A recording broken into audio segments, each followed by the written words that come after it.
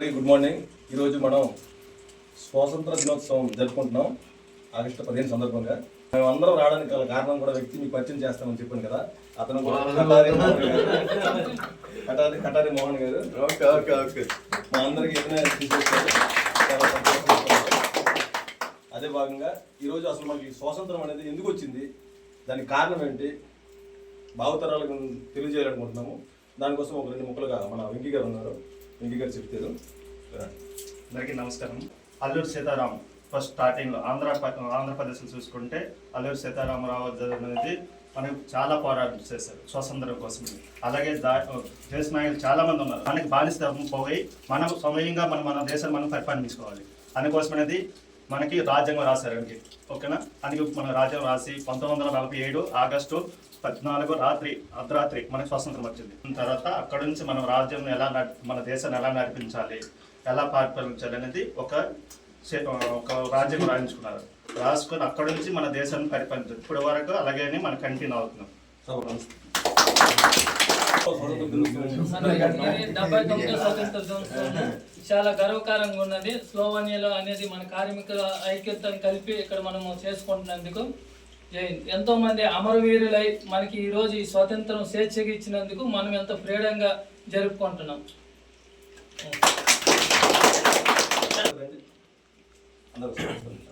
నమస్కారం అండి. జెండా వందనం అంటే జెండా ఎగరేసాము పోయాము అది కాదు. మనకి ప్రతి సంవత్సరం కూడా మనకి జెండా వందనం ఉంటుంది. ఒకటి మనకు ఎక్కువ ఇంతకుముందు చాలామంది ఎన్నో కష్టపడ్డారు, ఎన్నో చేశారు, అయినా మనం చదువుకున్నాం. అది కాకుండా ప్రతి ఒక్కరు కూడా ఆగస్టు 15 రోజు మనం ఏ కంట్రీకి వెళ్ళినా సరే ఒక జెండా మీ బ్యాగ్లో పెట్టుకోండి.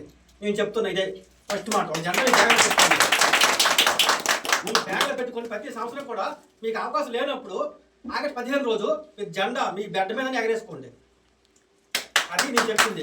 మన గౌరవం అది, మన భారతదేశ గౌరవం అది. ఆ జెండా మన చేతిలో ఉంటే మన గౌరవం మనకు ఉంటుంది, మన పట్టుదల అది. అది ఒక్కటే మీకు అందరూ కోరుకుంటాను. జై హింద్. నేను ఒక మాటలో చెప్తా. భారత్ మాతాకి జెండా ఎగరేసినందుకు, అది మన భారతదేశంలో కాకుండా ఇతర దేశంలో యూరోప్లో ఉన్న జెండా ఎగరేసినందుకు నాకే కాదు, నాతో పాటు చాలా మంది అంతమందికి సంతోషంగా భావిస్తారని నేను అనుకుంటున్నాను. కానీ మన జెండా పండుగ సందర్భంగా మనం దేశభక్తి అనేది ఒక ఆర్మీ అయినా సరే, ఒక పోలీస్ అయినా సరే, ఒక డిఫెన్స్ పరంగా చూస్తారు. కానీ దేశభక్తి అనేది ఒక డిఫెన్సే కాదు, భారతదేశంలో ఉన్న ప్రతి పౌరుడికి మన దేశ తాలూకా జాతీయ కీర్తి అంత ఒక బాధ్యత కింద మనం ఈ యొక్క పండుగ జరుపుకుంటాం. నేను చెప్పేది ఏంటంటే, మీకు దేశభక్తి అనేది మీలో ఉండొచ్చు, కానీ చాలామంది బయటికి కనపరచరు. రాబోయే తరాలకి దేశభక్తి అంటే ఏంటి అనేది ఈ యొక్క పండుగని మనం పరిచయం చేసేలా, 10 మంది జరుపుకునేలా మనము ఈ యొక్క కార్యక్రమాన్ని తోడ్పడాలని నేను మనస్ఫూర్తిగా కోరుకుంటున్నాను. జై హింద్. జై హింద్.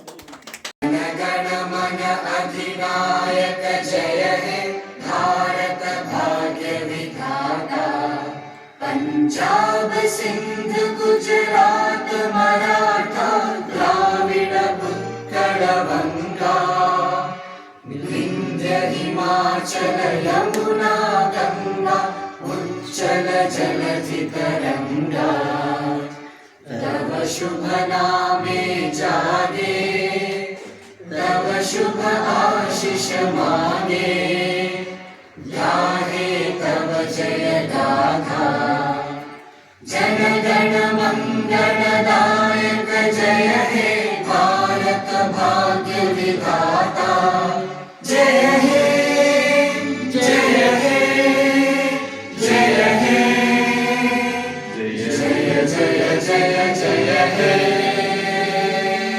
జై హింద్. जय हिंद.